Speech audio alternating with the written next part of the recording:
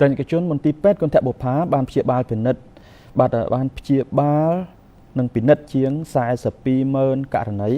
ក្នុងរយៈពេល4ខែដើមឆ្នាំ2026នេះមន្ទីរពេទ្យគន្ធបុប្ផាបច្ចុប្បន្ននៅតែដើរតួនាទីយ៉ាងសំខាន់ក្នុងការពិនិត្យព្យាបាលជំងឺដល់កុមារកម្ពុជាដោយមិនគិតថ្លៃជាក់ស្ដែងត្រឹមរយៈពេល4ខែដើមឆ្នាំ2016នេះមន្ទីរពេទ្យគន្ធបុប្ផាបានពិនិត្យព្យាបាលដល់កុមារកម្ពុជារហូតដល់ជាង42,000ករណីមូលនិធិគន្ធបុប្ផាកម្ពុជាបានបង្ហាញទិន្នន័យថារយៈពេល4ខែដើមឆ្នាំ2026នេះមន្ទីរពេទ្យបានពិនិត្យព្យាបាលសរុបជាង42,000ករណីក្នុងនោះមានផ្នែកពិគ្រោះជំងឺក្រៅជាង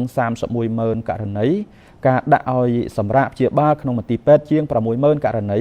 ជំងឺគ្រុនឈាមជាង3,000ករណីពិនិត្យស្ត្រីមានផ្ទៃពោះ